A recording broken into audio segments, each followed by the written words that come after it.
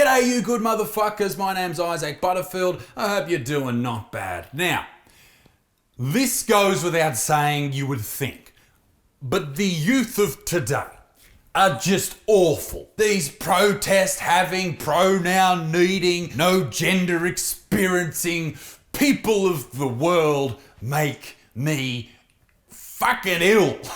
These people are so far up their own ass that they think posting one black tile on Instagram will end 100 years of racist oppression. There's nothing in the post. Well, there's always something in the post. No, there's not. I'm looking at it. There's nothing in the post. Well, just because you can't see something in the post doesn't mean there is nothing in the post. Okay, then you tell me. What's in the post? Oh, mostly letters, I would think. There are no letters in the post. So why am I mad? Well, I'm not really mad, I just like picking on these people. But also, these little turds are ruining everything that I love. And I'm fucking over it. But first, ladies and gentlemen, this video is brought to you by the great people at Surfshark VPN. Safety and security are two very important aspects of life. Every single day online, you are under threat from dirty soy boys trying to do you harm. Most internet users aren't even aware of the importance of protection online, particularly in Australia right now after a recent set of new laws came into effect. The new data surveillance laws were rushed through Parliament, and it basically gives the government and people who represent the government powers that they've never had before. They can go and take over your social media accounts, they can delete things, edit things, and ladies and gentlemen, you need someone protecting you. If only there was someone to protect us, and there is.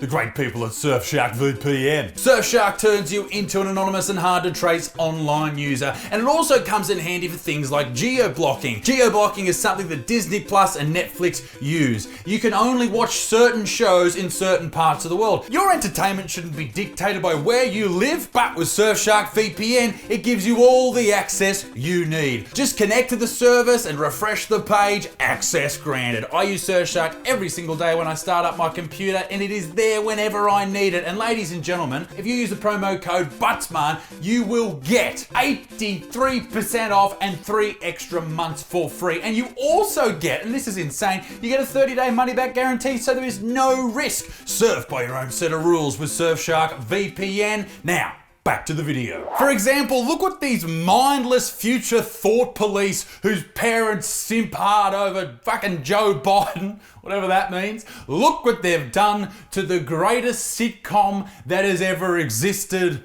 Seinfeld. This is an important video from YouTube channel React called Do Teens and College Kids Think Seinfeld is Funny? Does it hold up? This YouTube channel took some teenage kids and college kids and made them watch some episodes. And this is their reaction to one of the most, if not the most famous episode, The Contest, where the characters in the show, Jerry, George, Elaine, and Kramer, try to work out who can last the longest without jerking off. I want to be in on this too. Oh, no. What?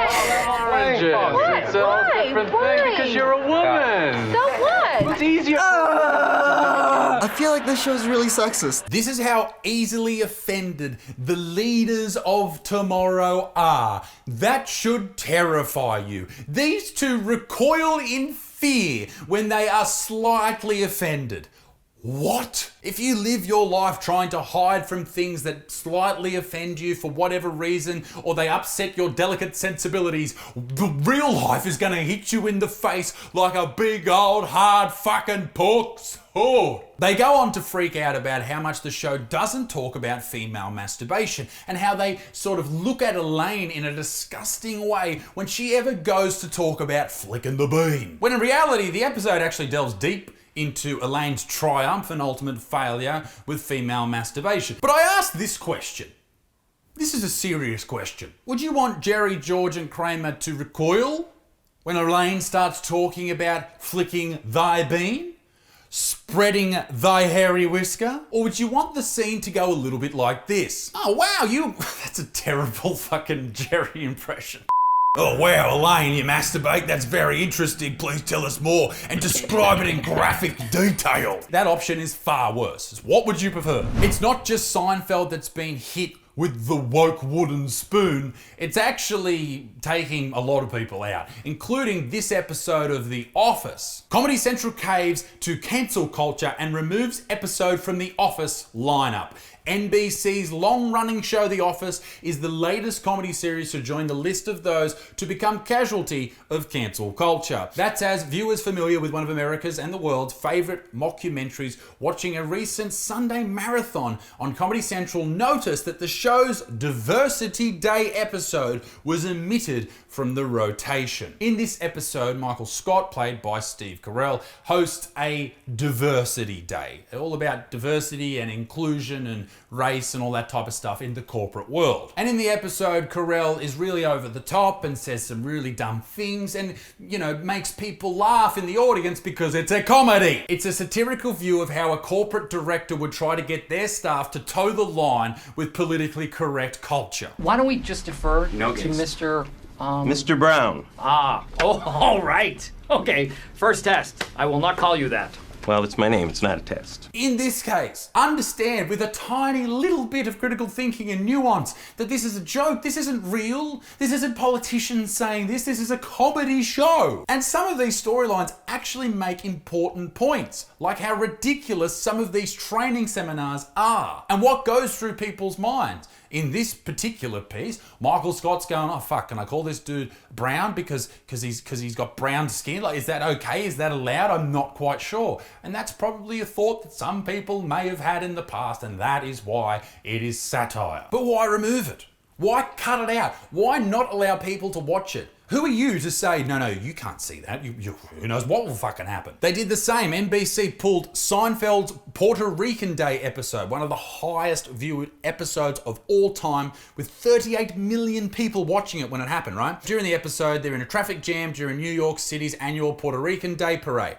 Controversy arose over the scene in which the character of Cosmo Kramer accidentally burns and then stomps on the Puerto Rican flag. Do you think this really offended people? Do you really think it did? Or did it offend someone because they thought they were supposed to be offended? And I think this is what happens with most of cancel culture. It's usually a white middle class person that has a job where they get paid $100,000 a year and they come from some educated background and their parents both work and make a fuck ton of cash. This is where these ideas come from because they believe within themselves that they need to call out the racism, the sexism, the homophobia, transphobia, whatever. When in the real world, people who those jokes actually offend don't give a shit. They're just like, yeah, that was funny or that wasn't funny, whatever. How fucking patronizing is that? That you as a white person look at some joke about a Puerto Rican person or a black person, an Asian person and say, no. They can't deal with that joke. That needs to be stopped. It needs to be removed from the air. That is patronizing as fuck. But the real reason I made this video was this mess released by Vice News. Because of course it was. Classic teen movies reviewed by woke teens. Good grief, I feel sick already. Brought to you by Vice News, who answers the questions that no one fucking asked. So in this case, 3 teens, aged 16, 17 and 18 are going to review the film from 1999 with heaps of tits in it called American Pie. The film that my mum never let me watch. And she caught me watching it once and cracked the fucking shits and I was grounded for like a week. Only lasted like 2 days grounding, but it was pretty scary stuff. This whole movie is completely ridiculous. Especially how the only thing the male characters care about is having sex. Obviously, the person who reviewed this has never met a teenage boy. I don't know if it's more realistic when the film came out in 1999, but I think men treat women with a lot more respect and equality now. Taylor, 16. Hey Taylor, shut the fuck up. That's the dating game, right? Men are full of shit. Women are full of shit. All right? Men are full of shit in the things that they say. I once told a lady that I was in Game of Thrones. Yeah. True story. You know how ladies lie in the dating game? Makeup. Makeup is the biggest lie of all time. And filters on Instagram. You don't look like that at all. You look like, have you ever seen like a really disgusting fruitcake coming out of the oven with big divots in it and you put a bit of topping and some cream on top and it looks amazing. Beautiful. Women are fruitcakes.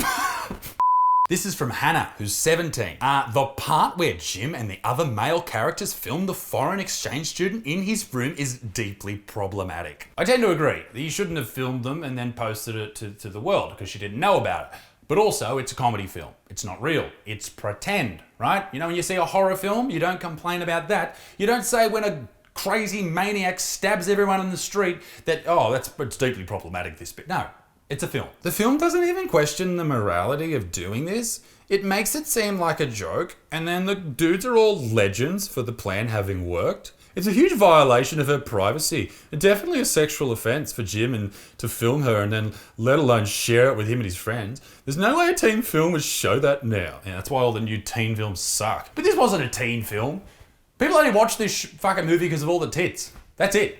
Because back, in 1999, you weren't getting porn as much as you can get it now. Back in 99, if you wanted porn, you had to wait for the fucking computer screen to load for 6 months, and then you got tits. So tits were on American Pie. That's why it was popular. It's bordering on incel attitudes. The way that the guys in this film think they deserve sex, and how they seem to think that's all women are good for, rather than wanting a loving relationship with someone they respect. For fuck's sake, these are young people. Young dudes, right? Do you really want them at 16, 17, and 18 years old, forming a long-lasting relationship? Do you know what happens to couples who get involved in long-lasting relationships at 16 years old? 10 years down the track, they realise they fucking hate each other. Hot tip, don't marry the first person you sleep with. It's like jumping in the pool. Only insane people just jump straight in. You gotta dip your toe or your cock in, right?